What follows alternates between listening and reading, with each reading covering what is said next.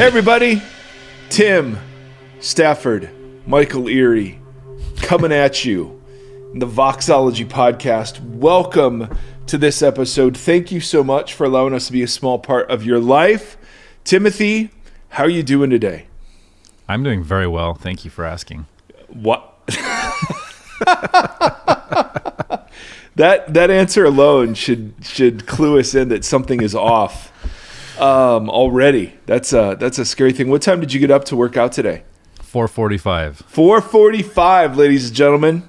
Dark and early, as they say. Yes. And it was core day it's today. Cold. It was like 37 degrees, I think, when we got up. Yeah.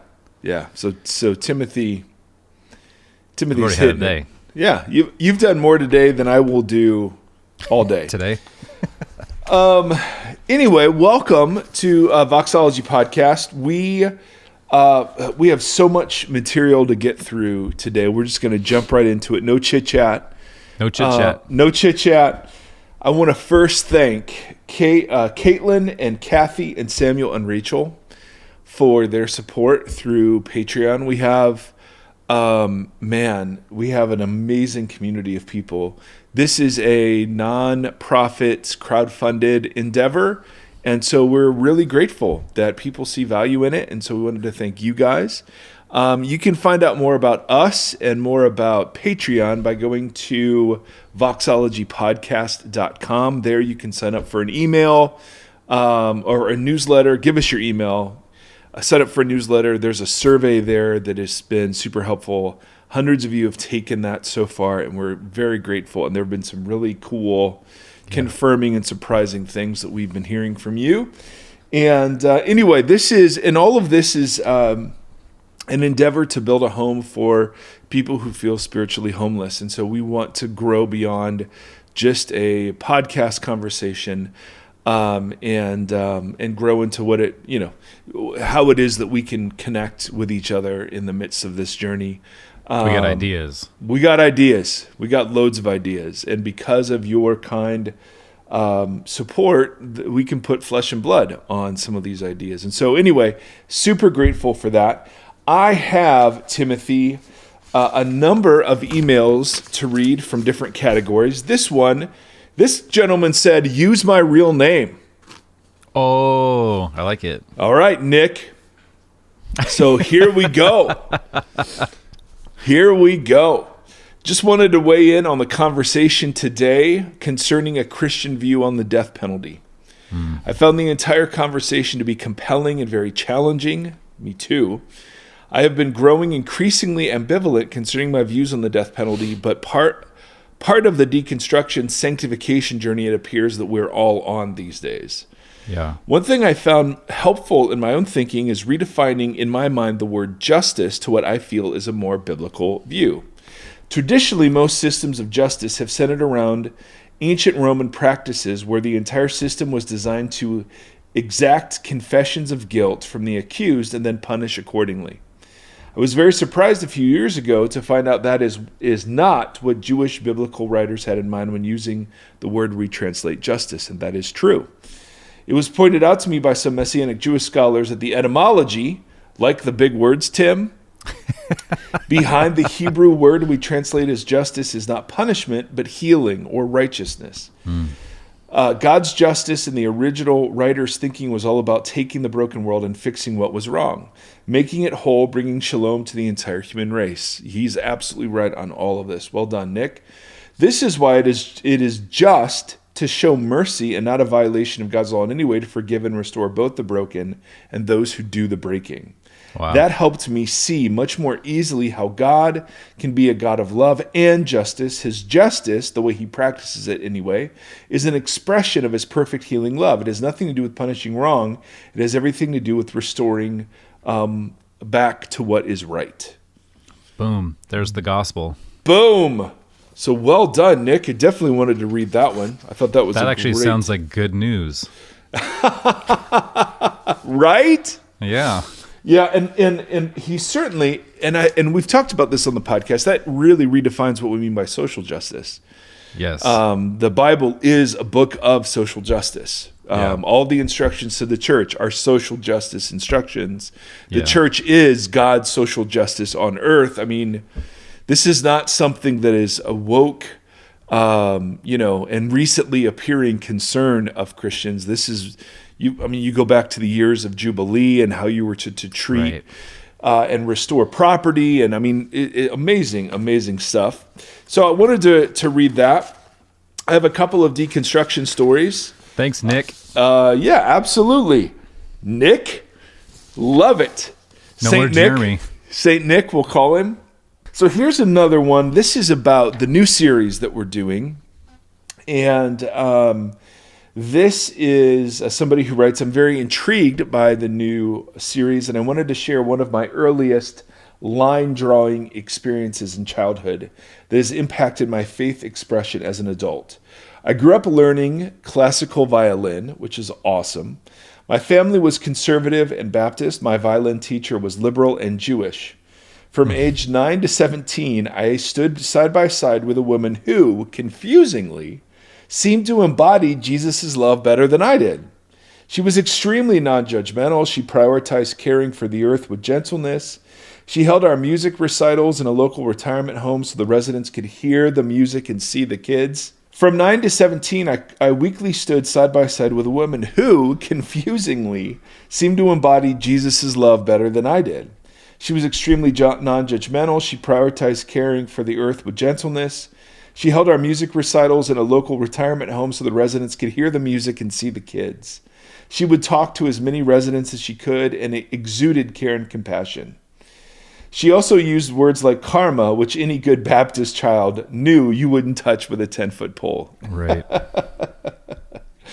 And in line with my Baptist training, I knew that since she didn't accept Jesus, I was supposed to believe she was going to hell, and that the, quote, love she showed wasn't real love because it didn't come from a heart transformed by Christ.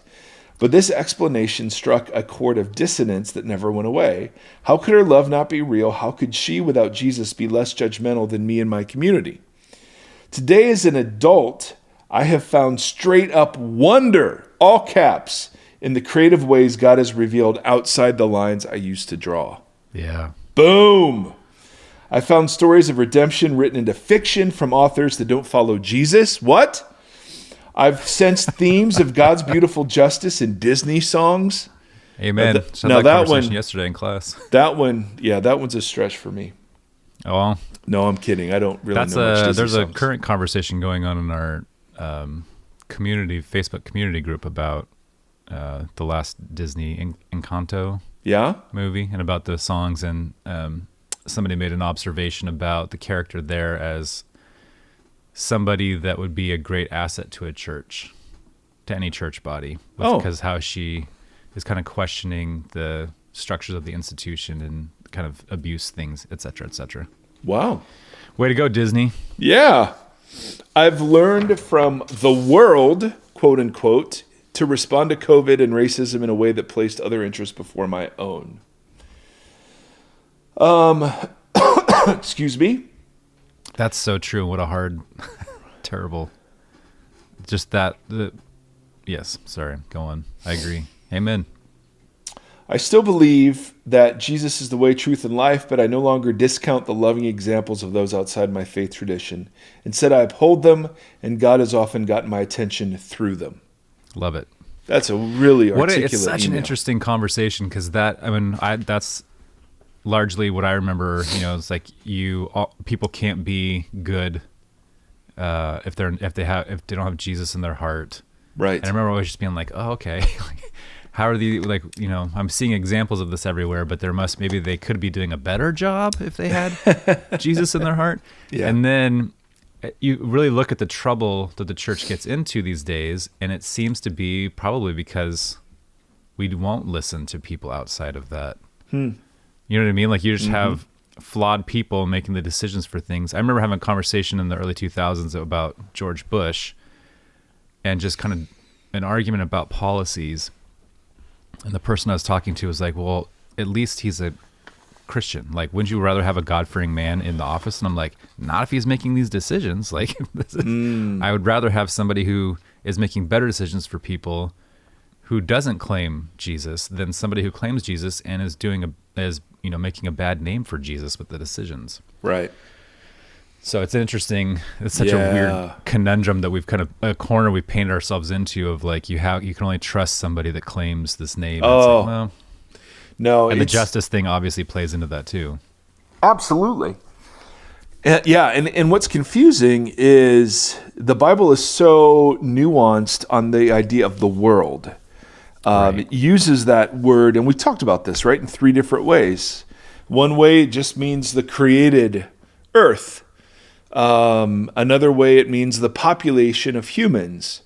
And then another way it means the system of organized resistance to the purposes of God. And so you'll have God loving the world, which is the population of humans in view there. And then you'll have James saying, do not love the world or anything in it. And so there's this complexity that's not recognized in our theology. It's just easier to slap a label on something and not have to think about it anymore. Yeah, so limiting. It's so limiting. And then you have the example of Paul, who pulls from non-Christian art and poetry, right? And so you just recognize, part of the maturity, part of the ceasing of line drawing, which isn't just a fuzziness, because it can turn into that. But the ceasing of line drawing is the recognition that Jesus is found all over the place, not just in explicitly Christian things. Yeah. And that sometimes explicitly Christian things are anti-Jesus far more than things that aren't. And so, dun, dun, dun. Dun, dun.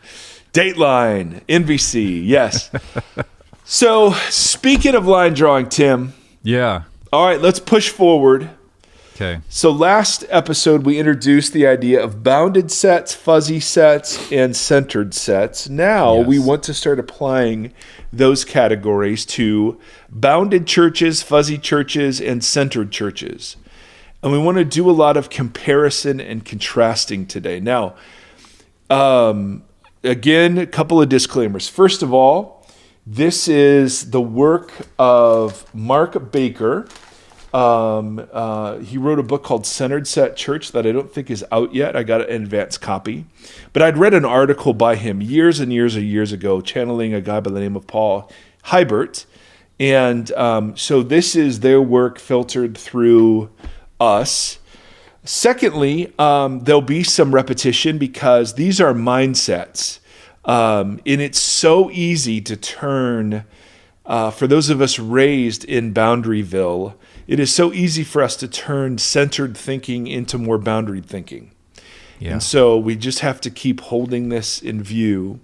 And if you've not listened to the previous episode, you may want to do that before you continue on with this one. So let's talk about what a bounded church is, all right? Bounded sets have a list of essential characteristics that someone must hold to be a part of the group, right? So not shockingly, bounded churches have an essential set of correct beliefs and practices that you must hold to be a Christian. And the lines can be distinguishing between Christians and non-Christians, true Christians for mediocre or backslidden Christians, liberals versus conservative Christians. I mean, the lines can be applied all over the place. It's not just one line between Christian and non-Christian, right? You've got, we had all sorts of ways of talking about this when I was young. If you were on fire or if you were radical or whatever. Totally. Yes. And then ways of talking about being lukewarm and mediocre and, falling away. So bounded churches have stated or unstated boundary lines that represent beliefs and behaviors. And insiders, and this is the really important point. Costco has a difference between insiders and outsiders, but there's no moral superiority attached to it. Well, with some people there is, but... Really? I don't know. I mean, I don't have a Costco membership. Yeah, I don't go around thinking Costco members are better than non-Costco members.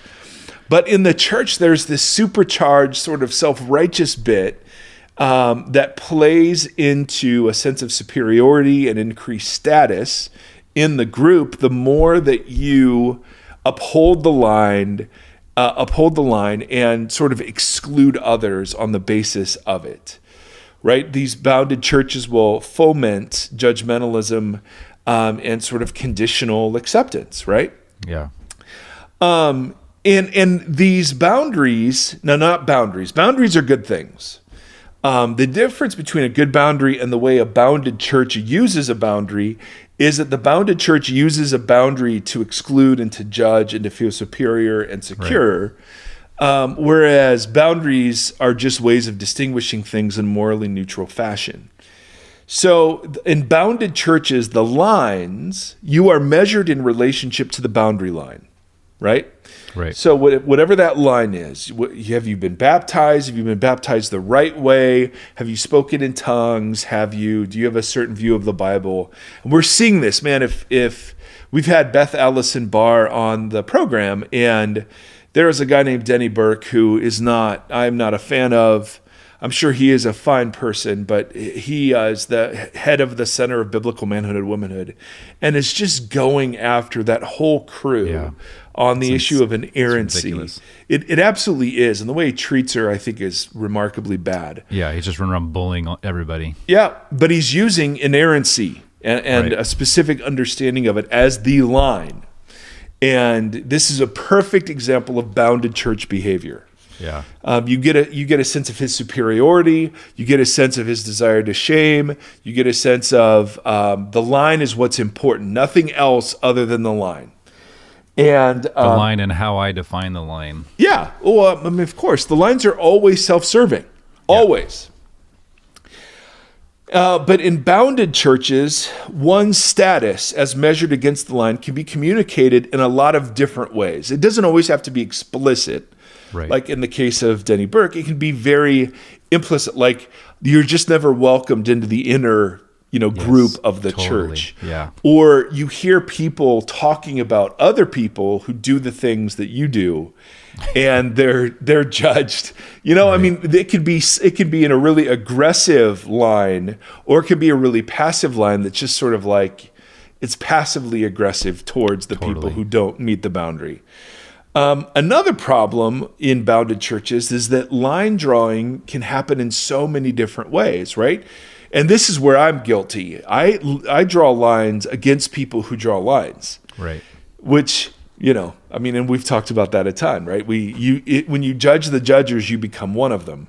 Now there is a way to get out of that, and Jesus and Paul both discuss the fact that there is a way to discern and walk away from the boundary folks without just repeating new boundaries.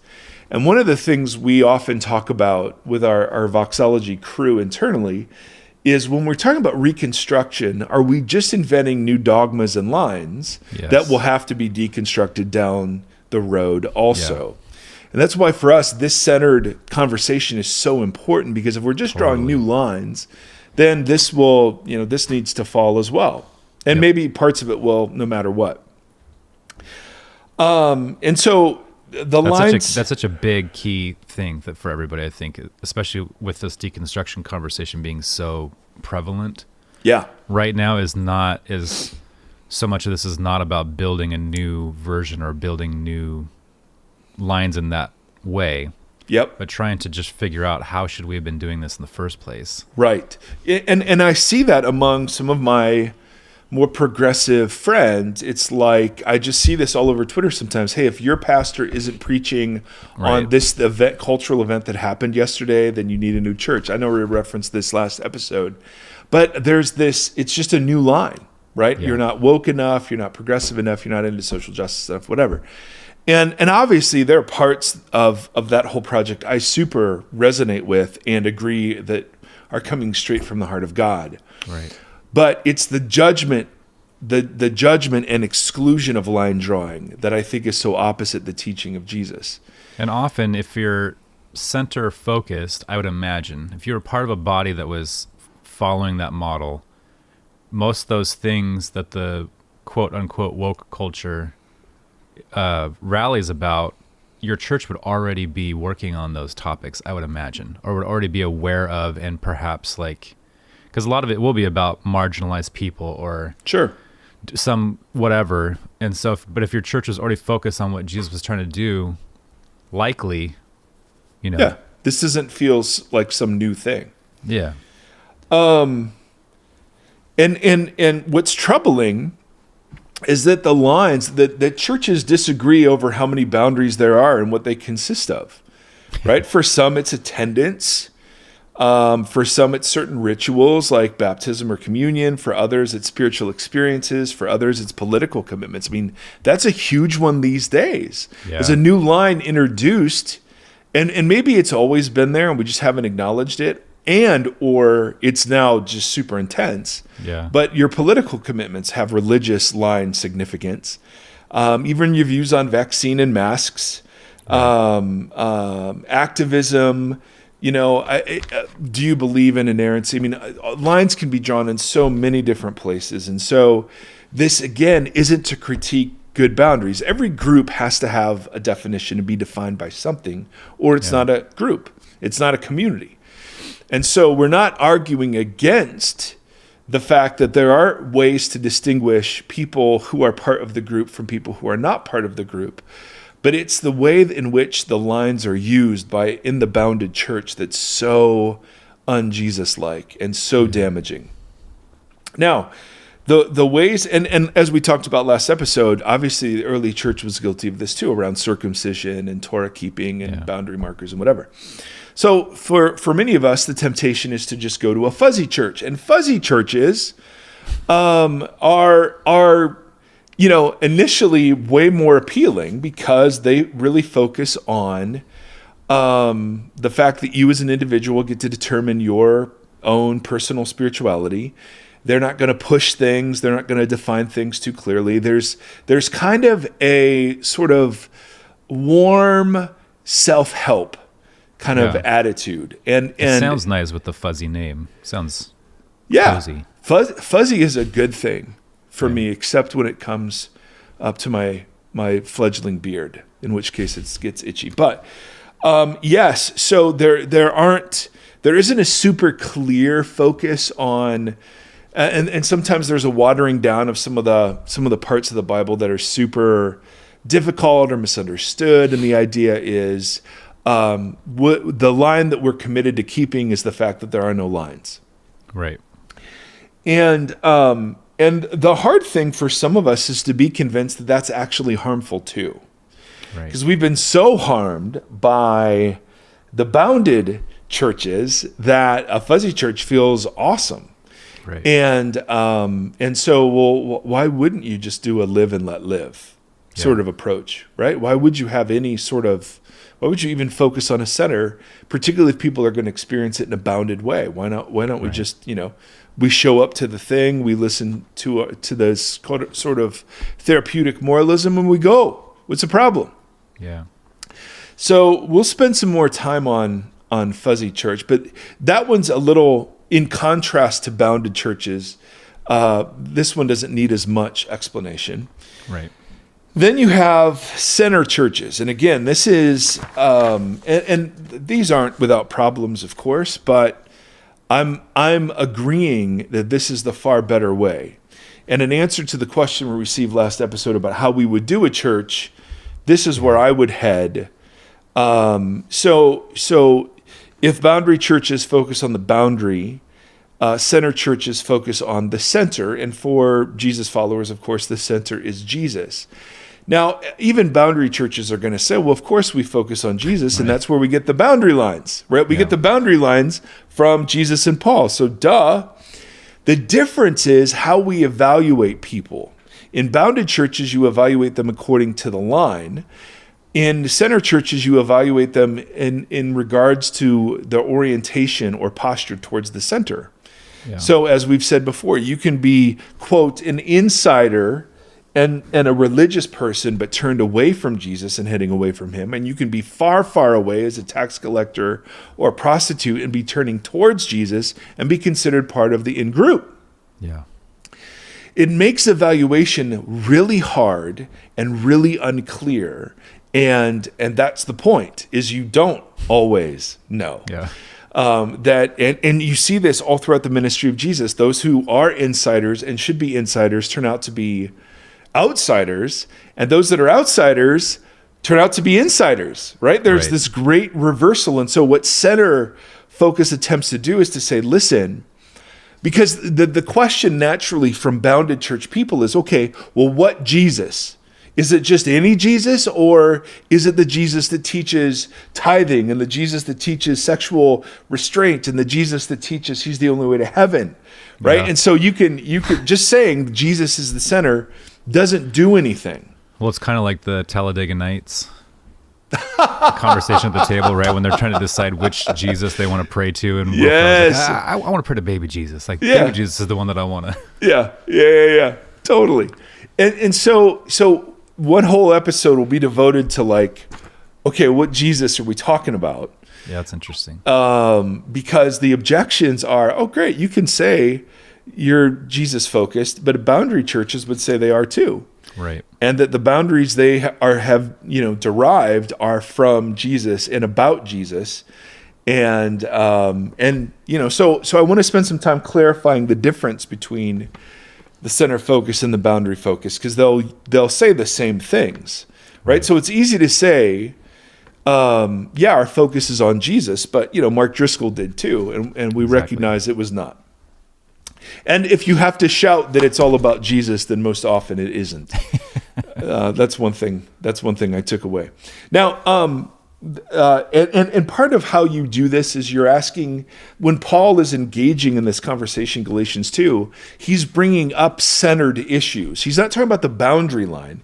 He's talking about, embodying new creation. He's talking about the recognition that what is distinguishing them as part of the church isn't the boundary, but rather the center that they have in common, namely that they've been saved by grace through faith in Jesus. What's wrong with your face, Timothy? You're looking around all of a sudden. Something that just dinged, and I don't know. My computer doesn't normally do that, so I don't know what it was. It was probably just a reminder that you killed it already today, and when it's noon. Go to bed. Yeah, nap time. But religious communities will look and feel very different depending on whether they're centered or boundaried. Yeah. And that's what we've got to explore. The centered isn't fuzzy in the sense that, no, there's a really defined center, and a lot of energy goes into defining the center. Yeah. Right? As opposed to just defining the boundary.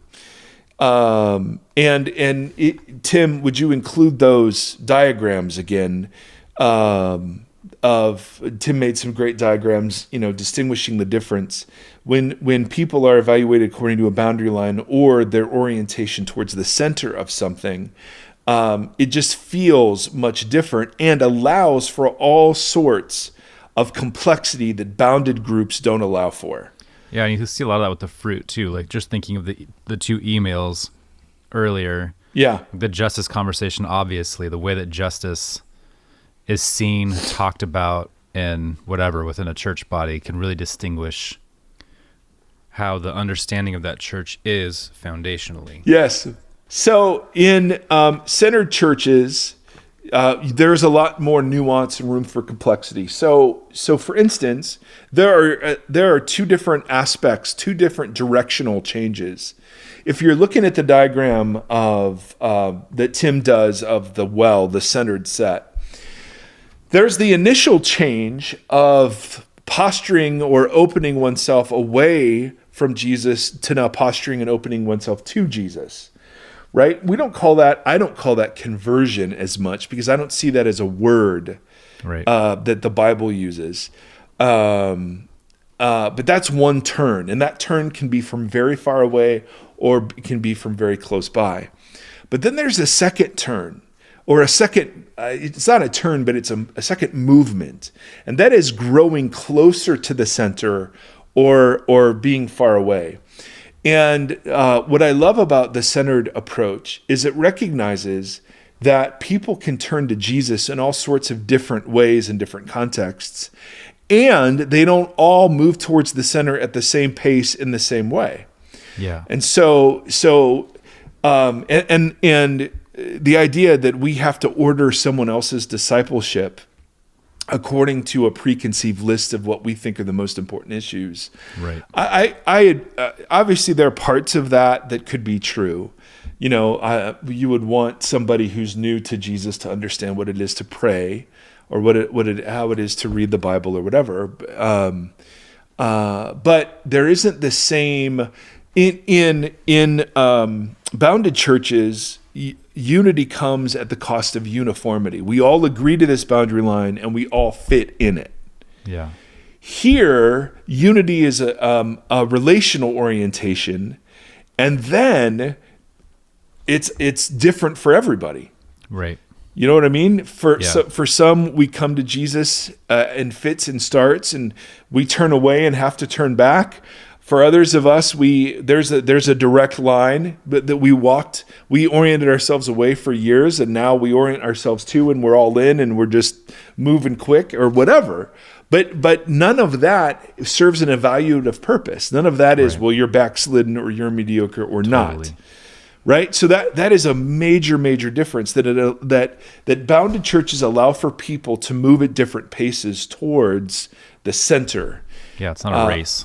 No, it's not a race. And very often what we want to judge as spiritual maturity turns out to just be performative action. Totally. Yeah. That doesn't reflect at all the heart of somebody. Yeah. So yes, I can go and I can read my Bible and pray and still be a really horrible person. Yeah. And that's where that community stuff or the communal element makes sense, right? Because harder to hide in that way or to perform when you're intimately attached to other people that are moving towards the well. Yes. So to speak. That is the great deficiency of the diagram. The center diagram is that it doesn't show that the arrows affect each other. So it just looks like a bunch of individuals in arrows, when in actuality, that whole thing is an arrow moving too.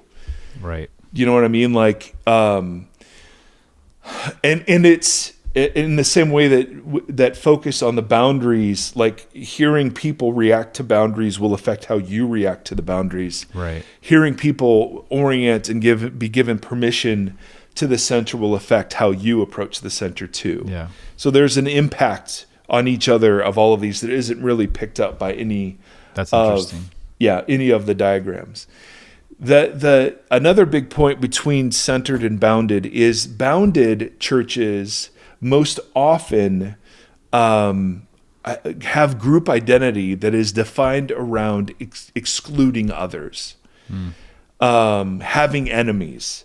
So you'll get into, and not every church is this blatant about it, but you'll get into some churches and they'll literally be preaching against other churches. Totally. Right? And you're like, okay, well, there's a sure sign of a boundaried approach. What unifies us is that we're not them. Yeah. And in center churches, you don't have to preach against anything else to show the beauty of the center. Right. Right? You don't have to preach against that big bad world. You don't have to preach against other Christians. You don't have to preach against whatever.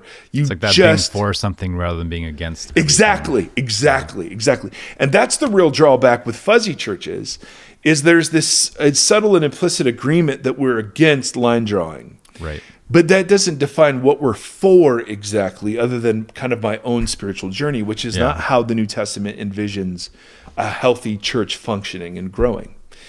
So Tim, you're picking up like really, really good stuff. You can say that I smell what you're stepping in. Yes. It's a puppy reference too. Yes, indeed.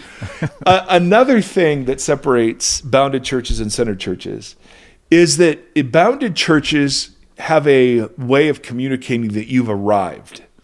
Yes. Once whatever boundary you've met it, and now the focus is staying in. Whereas centered churches communicate that we're all in process forever. Yep, and that piece was huge for me before I understood that I was deconstructing. How so? But I at some point I just realized that idea of arrival was was false and was not a real thing, and this plateau of like success or something, you know, where I understand everything. I've completely understood Jesus. I've, you know, understand my place in this world, yada, yada, yada. I've arrived. I realized that was not a reality. Yes. And so that has a lot of ornaments that hang on the tree. And I had to take all of that off and be like, okay, what does this actually look like? And I realized that this was, if I felt like I had plateaued or arrived, then I took a left turn somewhere. Right. And I'd have to kind of reorient and be like, okay, well, hold on a second. Because I will be pursuing this forever. Yes. And then we always joke around that we'll get to heaven and be like, there'll be this big moment of epiphany where you're like, oh yeah, I had it all wrong. Yeah. Yeah. Like, Yep. And I think marriage is a great example of this.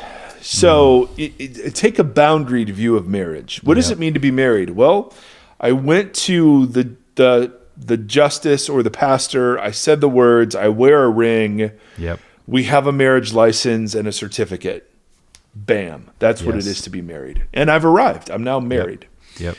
A fuzzy view of marriage is, well, yeah, we just live together and you know, we're just committed to each other in our hearts. A center view of marriage is, yeah, we did the thing, you know, we did the thing, we made the covenant, but the fact that I wear a ring and have a certificate doesn't mean I'm married.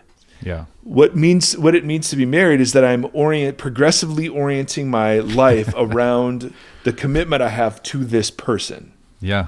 Right? I agree to climb this mountain with this person for the rest of my life. Yes. And I'm not, you know, I'm not in an open marriage. You know, this is the person. Here we go. Giddy up. And I'm not, you know, let's not get into divorce or polyamory or any of those things. I'm just trying to make there is a relational orientation that is captured in the way I've come to understand marriage that is far bigger than just, well, do you have a date night? Do you pray together? Do you? Yes. You know what I mean? Yeah. That isn't the test. I can do all those things and not love and cherish my wife. Yeah, those things reverberate out too. Like you used that example before about marriage for, like, after you say I do and the kiss the bride, you don't turn around and know everything of what it means to be a husband. You just got that label. Now it's time to learn what that means. And right. There's a lot to that. That's a long journey and a relational journey. And anyone who's been married for 5, 10, 15, 20, 25 years, there's certain markers where things get difficult again. And you have to reassess and keep working at that. And it just shows that it's part of that journey of, yes, you know, peaks and valleys. Yep, absolutely. So one of the things that is true of a centered church that won't always be true of a bounded church is that a centered church will allow for all sorts of differentiation of belief. And this is really, really important. Obviously, doctrine matters, right? Yeah. We just heard, and we hear all the time from people who've been hurt by bad teaching. No question, that is a thing. And we recognize that good teaching plays a part in clarifying the center. But the difference between how a centered church and bounded church uses doctrine is that obviously bounded churches will say you have to believe in X, Y, Z in order to be a part of the group. Centered churches will say, like my wife, you can say yes to Jesus and have a whole heck of a lot wrong. Right? I had no idea what it meant to be married, like you were just saying, the moment I said yes. But I changed the orientation of my life that day. I oriented myself away from all the other opportunities relationally, and I committed to her. Yeah. And I said, okay, this is the center here. Yeah. And then all of this other stuff took years to fall away, whether it was false ideas I had about myself or her or marriage itself, patterns and habits that had been ingrained in me that I had to unlearn and then relearn new ones, core selfishness that had to be exposed and apologized for and worked out. Right? I mean, there was just all of this stuff was happening, and it happens in different ways and in different rates between my marriage or your marriage or whatever. And so the last thing you can do is to decide if somebody has a good marriage or not, just on the basis of looking at beliefs and behaviors. Yeah. Because how do we know? Psychopaths are great pretenders. I mean, so it's one of those things where that one of the great downsides of a bounded church is it limits your authenticity, because you cannot question the boundary publicly, or you will be excluded from it. Yeah. In centered churches, if they're done well and right, you're given great permission to wonder, explore, doubt, because none of that defines whether or not you're in or out. Right. And your inness and outness isn't defined on your behavioral performance that day, right? In the same way that there are days I am just an absolutely crappy husband. Yeah. And then there are days where I'm on the right track, and I hope that those days are more than the other days.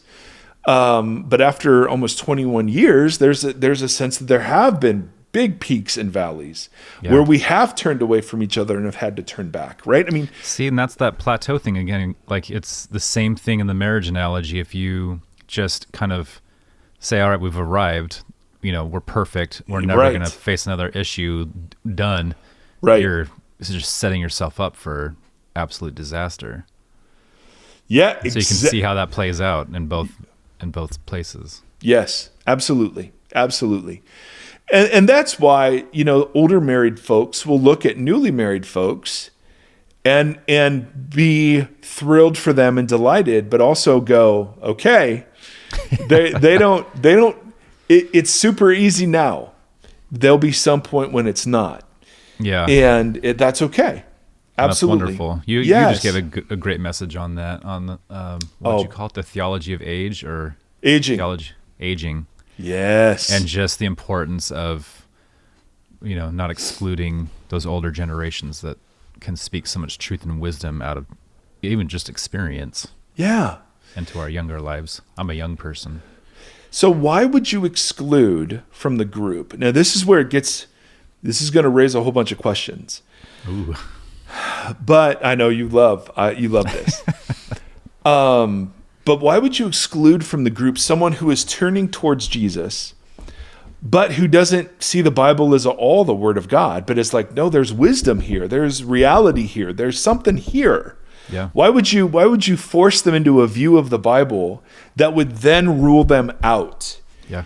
Why would you exclude people who are not in the sexual majority population, but who far before, or maybe they've had experiences with the church that have all been universally negative? Yeah. Why would you exclude people who are beginning to open themselves up to Jesus by having a statement or a boundary line that simply says, hey, just so you know, even before you show up, what you're doing is wrong.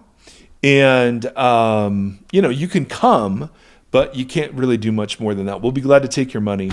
But, anything else, you right? Can still tithe. Yeah, absolutely. You're still welcome. Still welcome to tithe. But I mean, you're just like, and I understand the concern from bounded people saying, yeah, but, and my point is, well, if you're gonna draw those lines, then you got to draw all the lines. Yeah. If you want to draw sexual lines, great. Then draw them around divorce, premarital sex, pornography, right? I mean, draw them all.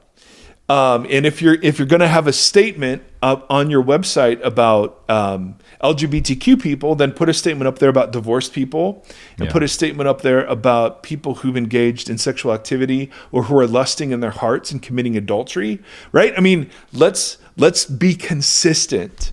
Yeah. But the lines, and that's the great trap, is the lines never are consistently applied, even in the most fundamental of churches, right? Because another of the great damaging things that bounded churches do is they can focus by their very nature only on the externals. Right. And Jesus was so clear in his woes to the Pharisees in Matthew 23.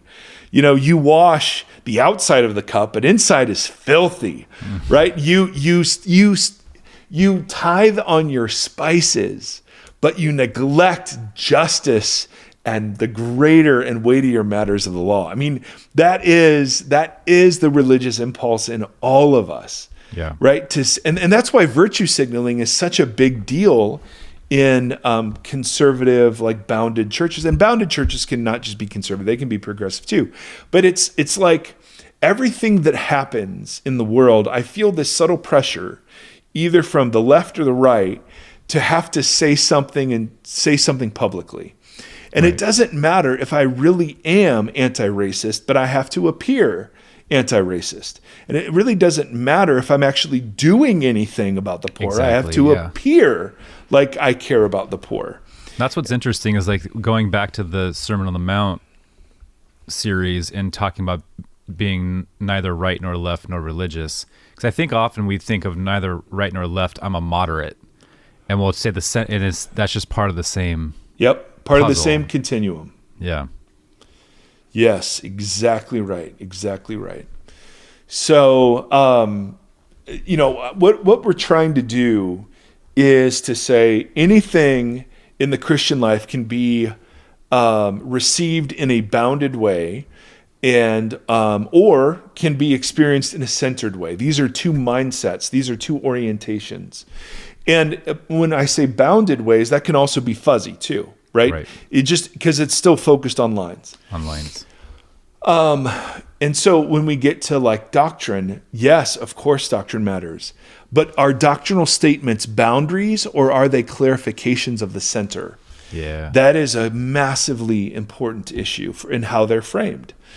Right? I mean, I have assigned boundary statements to work in Christian institutions, and it was well known. You didn't have to believe it; you just had to publicly sign the thing. Yeah. And you're like, well, I mean, okay. And that's why bounded churches, there's not a lot of vulnerability. There can't be a lot of struggle and doubt. Yeah. Because the emphasis is maintaining the boundary for the sake of the group. Yeah. And in center churches, the focus is maintaining the clarity of the center and allowing people and inviting people towards the center, but recognizing, man, this is the long view, right? Conversion isn't just a one-time thing. I have to be reconverted often as I go through life. In the same way, I have to be recommitted to my marriage as I go through. You gotta wonder if it's like so you just said clearing the view. Is that how you said it? Clarifying the center. Clarifying. Yes. I wonder if it's like when we have conversations about how, we have them off mic about how to combat Christian nationalism or these different things like that become barriers that block the view of the center. Yeah. And as people who are center focused, is there like if you sign up to, this stretch of highway is this stretch of highway that you signed up to clean litter on? You know what I mean? Like, is there totally? Are we also committing to cleaning up what blocks the clarity of the center? Yes. And line drawing blocks the clarity of the center. Yeah. But so does fuzziness. Right. Yes, exactly right. Exactly right. Now, we haven't defined what the center is, and all of that critique is still out there of, hey, man, we get our view of the center we get our view of the boundaries from Jesus, so bam, don't argue with him. Or from Jesus via Paul or Luther. Yes, absolutely. So Baker has and I'm just going to go through these real quick as we close. He has a chapter that's sort of like, what's the fruit of a bounded church? What's the fruit of a fuzzy church? What's the fruit of a centered church? And I'm just we've already covered this, but to kind of tidy this up. Yeah. The fruit of a bounded church, number one, is lines that shame. When you look at that Galatians 2 passage, shame is all over it. It's not just you're not a part of the group, but there's something wrong that you're not a part of the group. Oh, it's massive. That's such a key feature of so many deconstruction stories. Yes. Purity culture, like spiritual abuse, so much of it is shame driven. And that's different from guilt. And so often what guilt is dealt with through restitution, or the idea of some sort of right relationship to whatever the just standard is, right? You either restored to that or you're punished because of that or whatever. Yeah. That's how guilt's dealt with. But shame is dealt with relationally. Shame is a relational concept. That's why the hardest thing the worst thing you can do in collectivist cultures is shame somebody. Yeah. The way boundaries are used, the way bounded lines are used in churches is all about shaming. So it's the person that has mental illness and is told that they're in sin or they're that's demon. where that race comes in. Like you're racing to the goal and you want to beat the other people, so it's easier to point out. Yep. Whatever to trip them up. Yep. Excuse me. So gross. Yes. So the shaming aspect of the lines is super, super important. And along with that is the exclusion part of the lines. That it's not just that you're making an internal judgment, it's that you're not welcome. Yeah. And that's communicated not blatantly. Churches won't ever say to people, hey, you're not welcome. But they'll say that to people in a load of, other ways. And very often he has this great line. He's like, it's not just enough to keep the boundary. You have to be seen to be keeping the boundary. Totally. So, I remember there were parts when I first became a pastor of well, you can't drink publicly because what will people think? Right. Now, I was fine drinking privately. Right. But publicly. And so there's all this pressure to virtue signal. Yep. Right. My acceptance of the boundaries. Thirdly, you cannot truly love each other in a bounded church community because of the injuries done to those who are excluded and the harm done to those who do the excluding. Yeah, absolutely. Holding a poisonous line doesn't just hurt the people that you're aiming it at, it poisons the person holding the line as well. Yep. It robs you of your authenticity. It robs you of wholeheartedness. Totally. It forces you into solely the superficial judgmental critiques. Absolutely. Fourth, he says, bounded churches will preach grace, but live by an entirely different standard. Totally. Entirely. And damn it, you better too.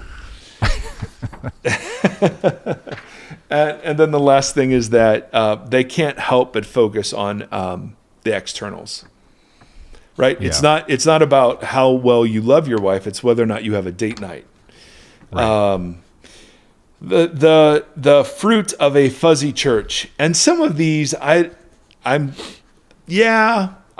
probably I would take a little different view, but he says the fruit of a fuzzy church is tolerance.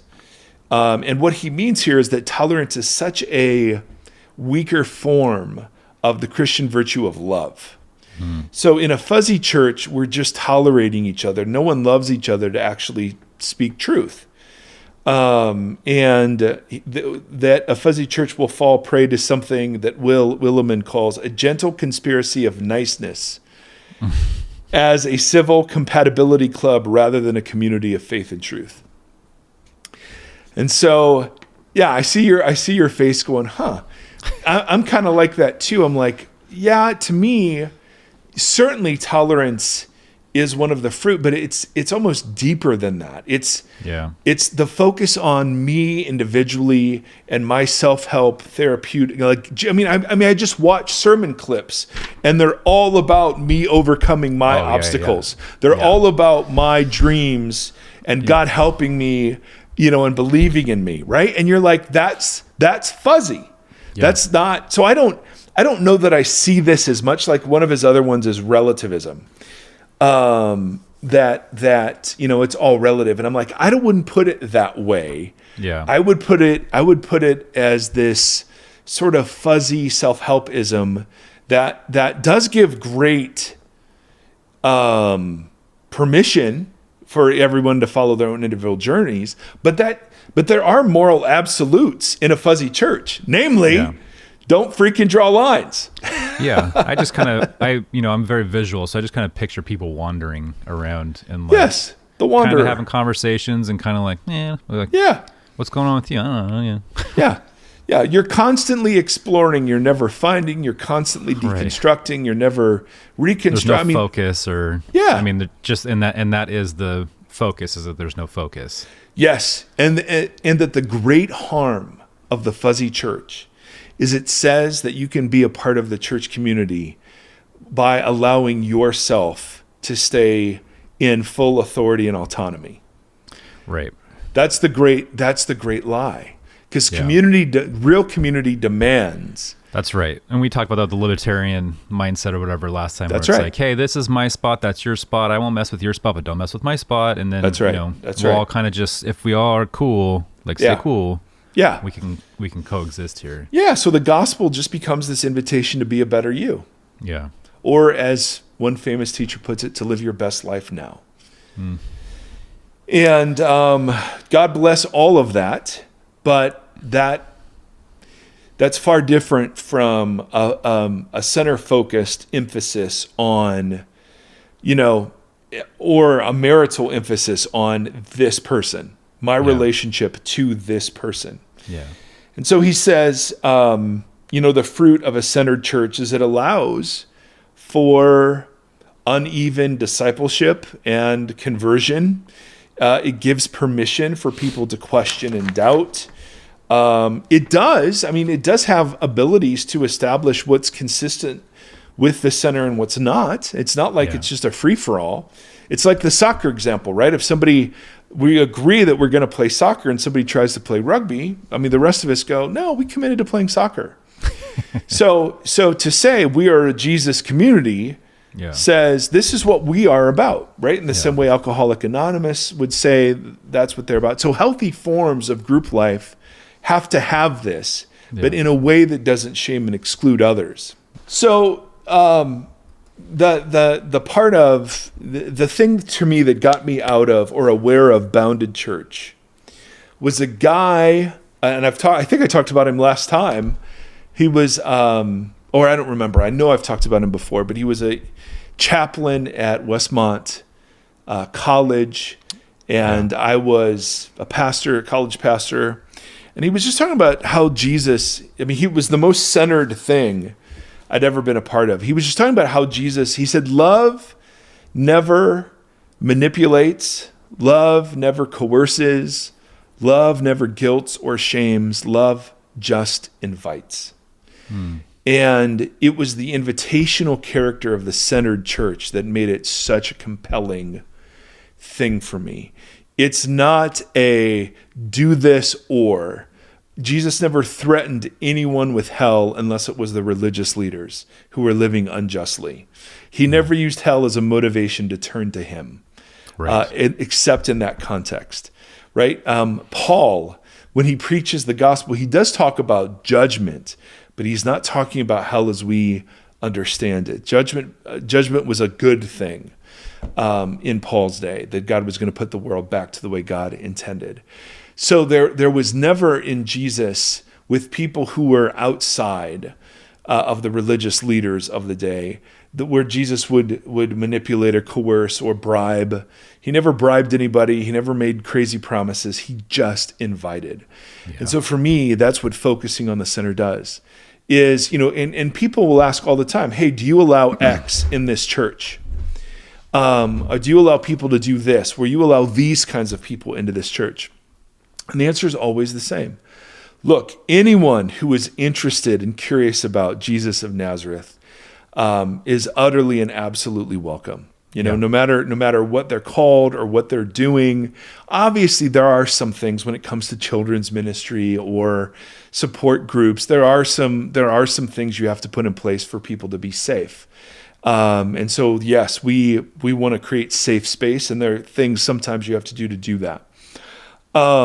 But the answer is never, no, we don't allow those people to be here. Now, obviously, other churches are never going to say that, but they're going to say that. In a centered church, we're genuinely saying, look, we're just going to talk about Jesus and how beautiful he is. Yeah. And there are ways of living consistent with his beauty and ways that aren't.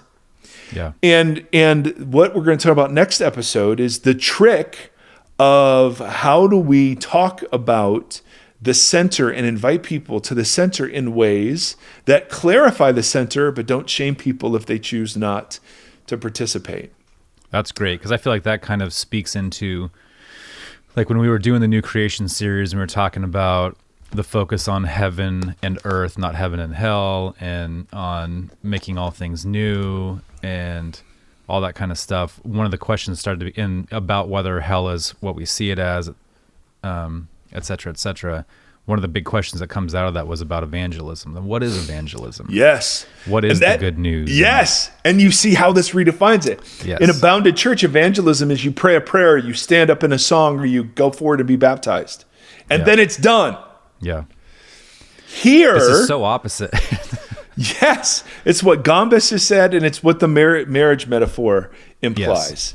Saying yes is just the start of the thing. Yeah. And it's the continual reorientation in life as we learn and grow, and we do it imperfectly and unevenly, sometimes fast, sometimes slow. But it's that constant reorientation that is repentance, and it's never a one-time thing. Right. Right? It's always like, oh crap. And even as the trajectory of my life is aimed at Christ, there are subsections of life that are not. Yeah. And Jesus has been so gracious in not trying to fix everything at once, right? There are parts of things that are super obvious, but the more I'm in therapy and the more I'm in real community with deep friendship, the more I open myself up to my wife and family, the more I'm seeing that in a bounded church, when it comes to restoration and discipline, you always are focusing on the symptoms. Yes. And that is the worst thing to do. It is only in a centered posture where you can begin to give people permission to deal with the roots of things. Begin to, and then everything you just listed, that's over a 20 or 30 year period for good you. Lord, like that yes. list of things. So it's like, that is the journey. Yes. With no arrival, because that's right. That's discipleship. Because of the fact, because all that doesn't happen all at once, and all of that has its own schedule, so to speak, where that, and even with the marriage thing too, like there's things that you have to weed out of yourself to be a good cohabitator with somebody. And then over 20 years, you can develop new terrible habits that you're unaware of that you then again have to work. You know what I mean? Like, it's just like Absolutely. You have to be focused and moving forward and be willing to say, I did this incorrectly. Now I have to work on that, or whatever. But it's just. But there's no shame. Your marriage isn't threatened because we're idiots. The whole time you've been talking about this, I've been thinking about this Bruce Springsteen song. Yes. About if I should fall behind, and every verse talks about different situations between two lovers and the commitment that they made to each other, and every verse ends with something that says something to the effect of like, if your hand should slip free, or if our steps should fall differently, or whatever, I'll wait for you, and should I fall behind, wait for me. And that's the whole premise of the song. It's just like this long journey where things become uneven, and we've made this like, please, I'm going to wait for you when it's necessary, and I'm asking you if I fall behind, that you'll wait for me. Amen. So the whole time I'm looking at like being center focused and having that like, I'm having Bruce next to me with the guitar, and he's just like, hey man. Well, let's call the episode that, If I Fall Behind. All right. That is a great picture. That is exactly the healthy arrows. Yeah. That's what we do. We're always inviting each other to reorient around Jesus. And it's all communal. And it's all not the communal. Individual. That's right. That's right. Which is so antithetical to the gospel that I grew up with. The personal savior, the personal devotions, my personal quiet time. Yep. And there's room for all of that. There are individual parts. No question. The focus. That was the focus. Yes. Getting my individual body to behave in accordance with my individual soul's salvation. Yeah, and then you just see the shame, you see the spiritual abuse, you see how all of that plays into that model. Oh my goodness. Well, it's completely Gnostic for those of you right. who are familiar. It's the idea that we're disembodied souls that inhabit bodies that cause us to stumble. So technically we're aliens. If you're watching Peacekeeper, yes. Anyway, yeah, that's a show. Peacemaker. Peacemaker, sorry. We don't want to be peacekeepers, Mike. We want to be peacemakers like John Cena. I do not recommend that show, by the way. No. All that is to say, ladies and gentlemen, I hope this is helpful. Again, lots of questions. We're spending so much time on it because, at least for Tim and I, it has revolutionized the way that we consider what it means to be a church and to do church and to be pastors. Tim, of course, does not call himself and would never call himself that, although he has pastoral gifts like far more than I do. But that's a different conversation we'll have someday. But it is this, combined with some other things that we talk a lot about on the podcast, has really helped me understand what new creation dynamics should be at play in the church community. Yeah. And the downside of the centered church approach is that it's messy, because there is no rule for everybody. I love that. Yeah, I know. So it's like if somebody blows apart their marriage, you just don't have a rule that says, well, everyone who blows apart their marriage goes through this process. Turn to page 6 in your manual and you'll see. Yes, exactly. It's all Basic different instructions before leaving Earth. All right. On that note, good Lord. May the Lord bless you and keep you. May the Lord shine his face upon you and be gracious to you. May the Lord lift up his countenance to you. And in these days, may he give us peace, ladies and gentlemen. Thank you so much for tuning in. Hope this helps. Give us your feedback. Take care. Thank you for listening to this conversation. Voxology is a 501c3 nonprofit organization that is supported by listeners just like yourself.